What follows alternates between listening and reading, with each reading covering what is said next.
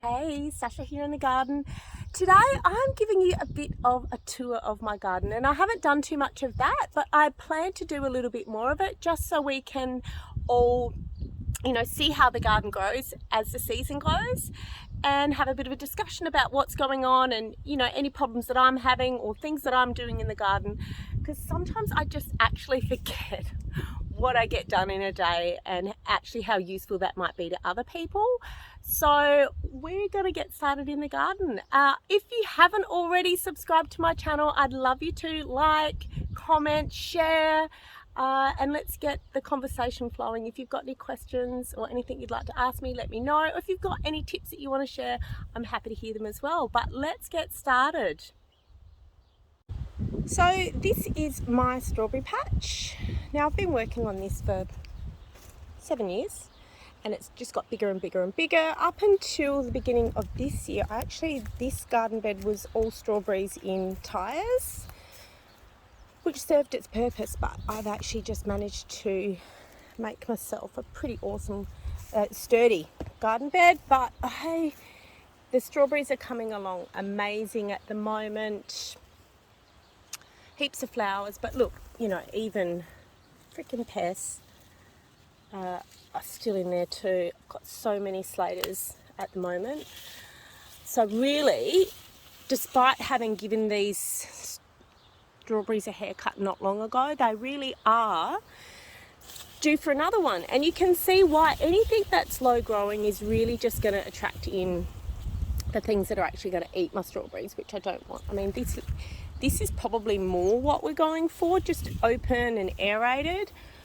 Whereas, this is probably starting to get a little bit too congested in there. So, that's probably a whole day job for me, actually just trimming out these strawberries. And it happens so quickly. So never be afraid to give your strawberries a haircut, because they really do grow back quite quickly. Things are starting to colour up a little bit now, which is awesome. Yeah. And I've got all these self-seeded fruit trees coming up that I'm going to have to deal with. These fruit trees behind me are actually, I've got 2 peaches and a nectarine.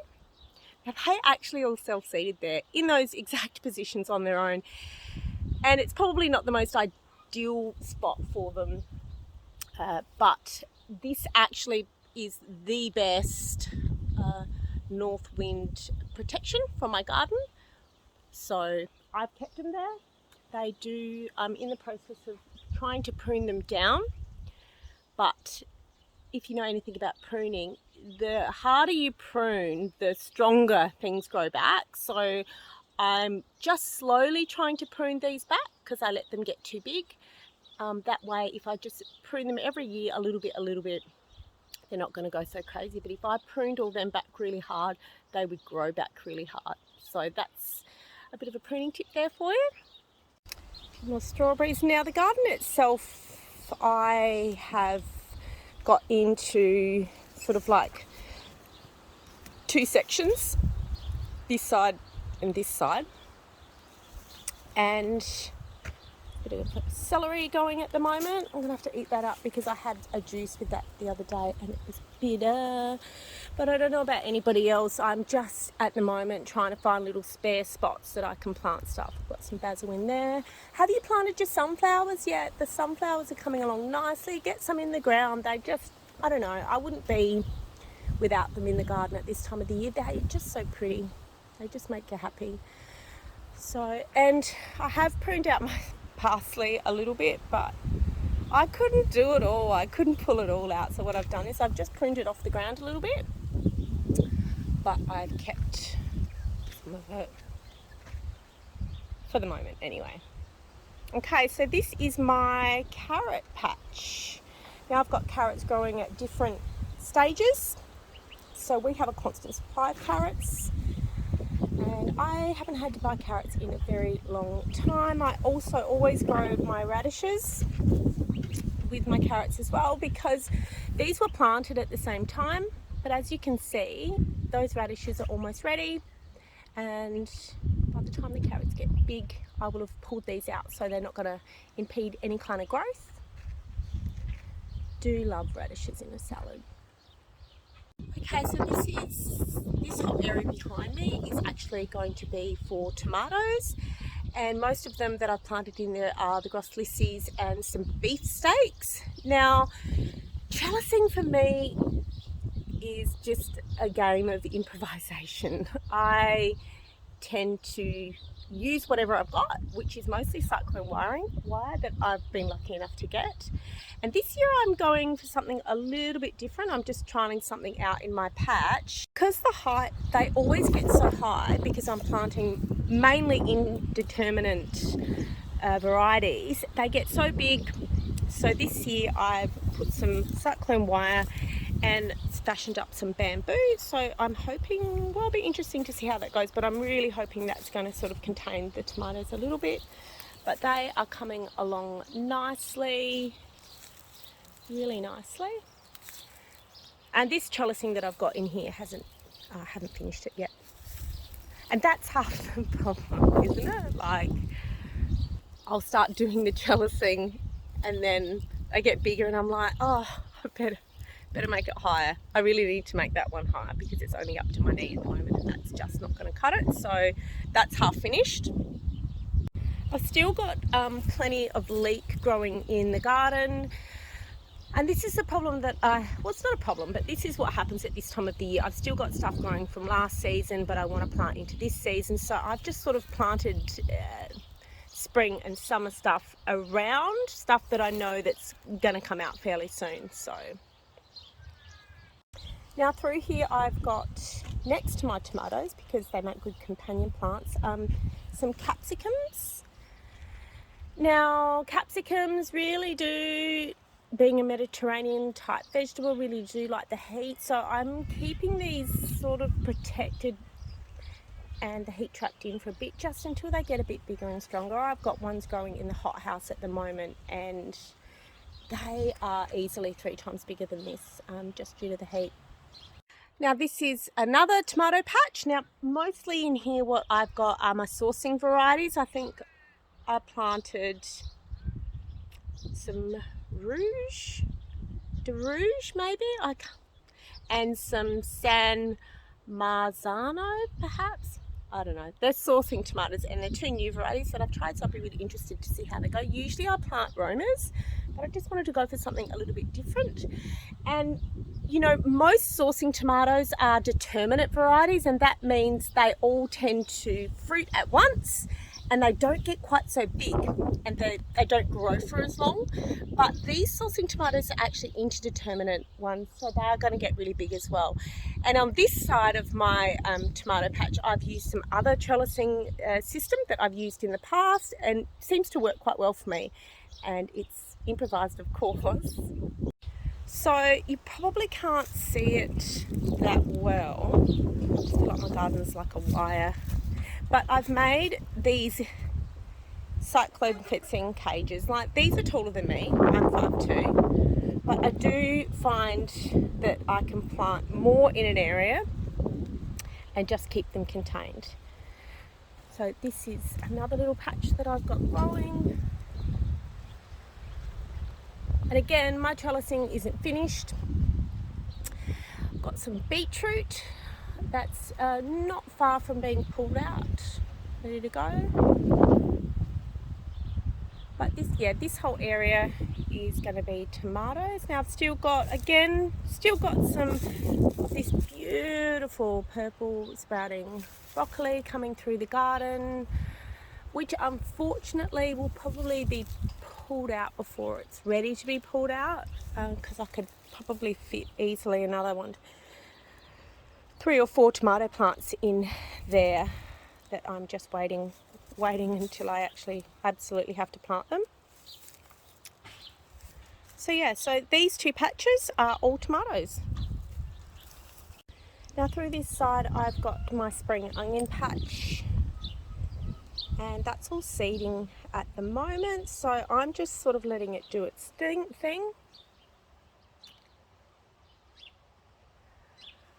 And if you've seen any of my reels, you would know that I don't tend to pull out my spring onion. I tend to cut it. But this is probably going to be due. This is the new stuff and this is the old stuff. So I'll probably end up pulling up this patch here and replanting some. But, you know, it really does self-seed and take care of itself. And I just sort of come down and I'll just harvest what I need, harvest the side shoots. You know, it's just like no fuss here at all. Okay, some lettuce growing through here. Some more celery. That's been cut and regrown probably maybe 3 times.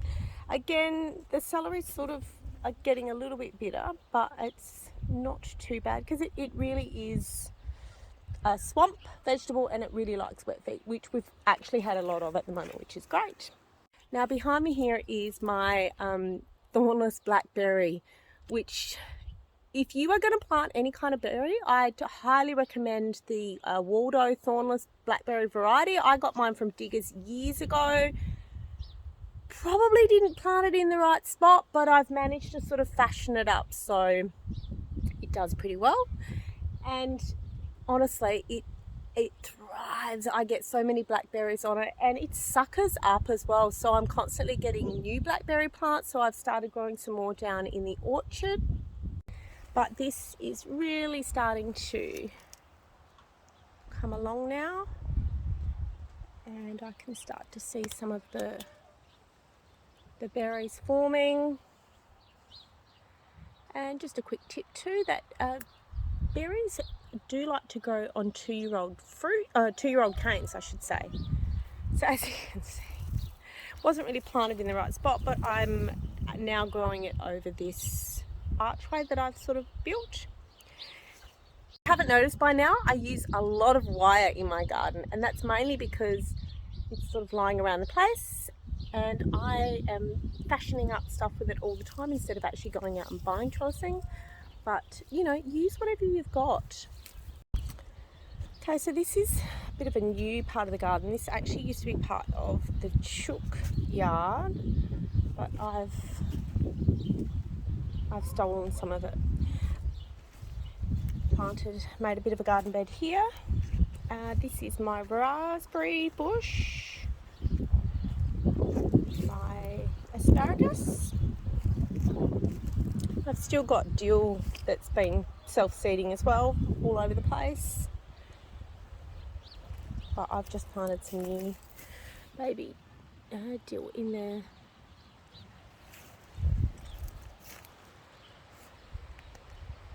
Blackberries.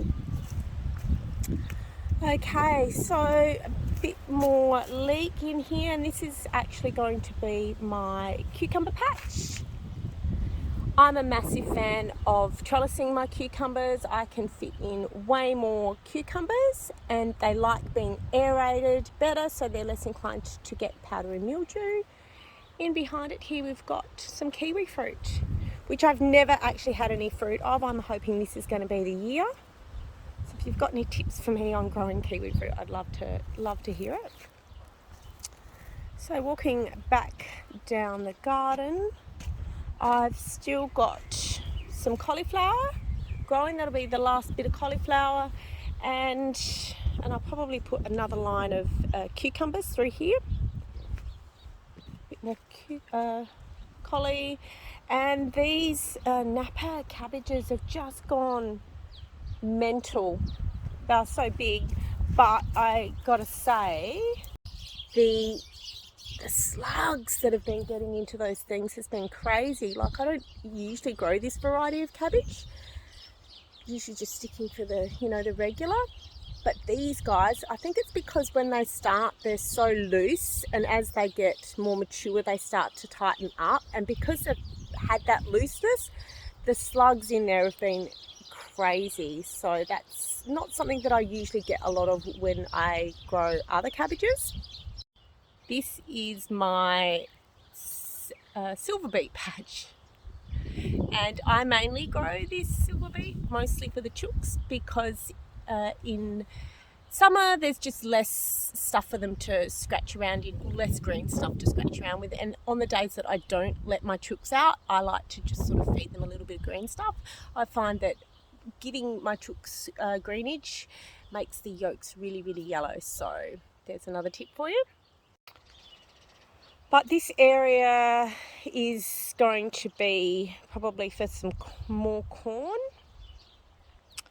Got some beans here and some snow peas that I've got to say are struggling a little bit. They're being eaten out. But I'm, again, not too fussed. I've had a really good year with snow peas. This is the last crop that I've sown. So we'll just see how that goes. But these are purple bush beans and they are coming along nicely. This is a very sad looking capsicum, but that has been there for, I don't know, I'd say over 2 years. So once I'm just picking what I can get off of it now, but I've planted more capsicums and once they're ready, I'm going to be throwing those out. So I've planted all my corn through here. So that'll be my first batch. When you're planting corn, I really like to plant it in intervals so I don't have a massive glut of corn all at once. When you're planting corn as well, don't plant it in one row. You want to plant it in clumps, in groups, and if you do that, you're going to get a far better pollination. I've got another YouTube video that I do on corn and it explains a lot about how it grows and what its likes and needs.